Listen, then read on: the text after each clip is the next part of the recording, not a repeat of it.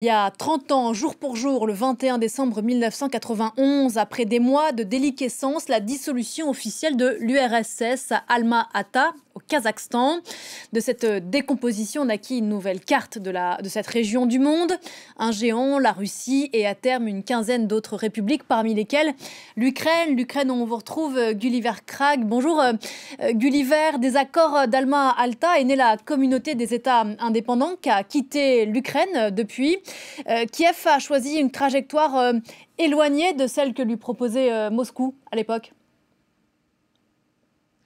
Surtout, l'Ukraine est restée une démocratie. Pendant les années 90, les trajectoires de l'Ukraine et la Russie étaient similaires. Il y a eu un passage très rapide au capitalisme, ce qui a fait que les atouts de l'État ont été vendus et des oligarques ont pris le contrôle de beaucoup d'entreprises et sont devenus très riches et ont acquis un contrôle politique. Mais dans le début des années 2000, Vladimir Poutine a plus ou moins condamné les oligarques russes soit à l'exil, soit à le soutenir lui, alors qu'en Ukraine, il y a toujours eu une pluralité d'oligarques, ce qui a fait qu'il y a eu une rivalité entre différents camps politiques et qui a en quelque sorte préservé la démocratie en Ukraine, même si bien sûr c'est une démocratie imparfaite. Et les Ukrainiens ont voté pour des gouvernements pro-occidentaux à presque toutes les élections. Il y a eu en 2004 une tentative de faire élire Viktor Yanukovych qui était plutôt pro-russe. C'était le candidat préféré de Vladimir Poutine,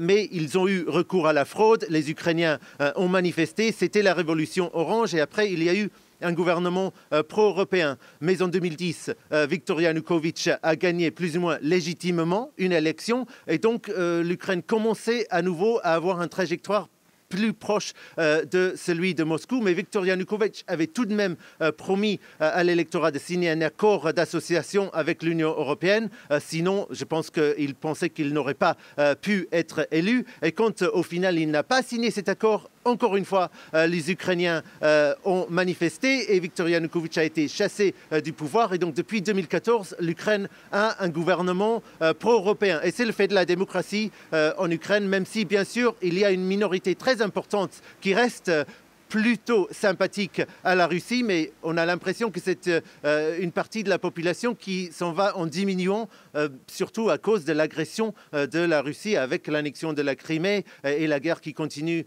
dans l'est du pays. Donc même si vous avez en Ukraine encore des endroits où les pro-russes sont probablement majoritaires, la ville d'Odessa portuaire dans le sud du pays en est un exemple important. On a maintenant depuis 2014 le sentiment que les pro-européens, les pro-occidentaux se sont installés pour la durée dans le Parlement ukrainien, dans le gouvernement ukrainien.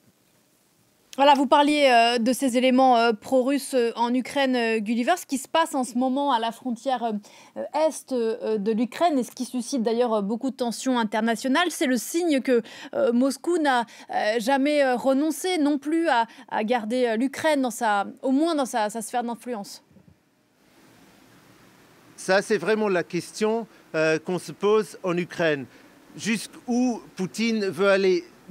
Qu'est-ce que c'est vraiment à quoi il n'a jamais renoncé? Est-ce que pour lui, c'est vraiment le contrôle de l'Ukraine, l'influence déterminante de la Russie sur l'Ukraine qu'il veut rétablir? Ou est-ce que c'est juste une question de sécurité, des garanties que l'Ukraine ne rentre pas, par exemple, dans l'OTAN? Si on pense que c'est la première option et que Vladimir Poutine pense que c'est la mission, si vous voulez, de sa présidence, de rétablir le contrôle de la Russie sur l'Ukraine, si Poutine est convaincu que cette partie de l'Ukraine qui est pro-russe pourrait redevenir majoritaire, alors il y a de quoi s'inquiéter. Parce que si Vladimir Poutine pense que cela ne se passera pas par la voie électorale ou par la diplomatie, si on pense qu'il a tiré la conclusion que l'option militaire est la seule option pour rétablir ce contrôle et que c'est vraiment cela qu'il veut faire, alors là, ça fait un peu froid dans le dos si on habite en Ukraine. Et si les Ukrainiens avaient accueilli ces inquiétudes des États-Unis, les troupes russes à la frontière, assez calmement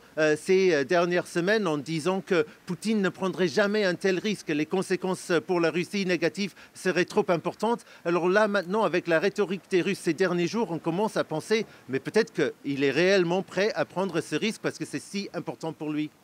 Gulliver Krag à Kiev. Merci beaucoup Gulliver. La suite toute la journée sur France 24 de cette journée spéciale consacrée aux 30 ans de la dissolution de l'URSS.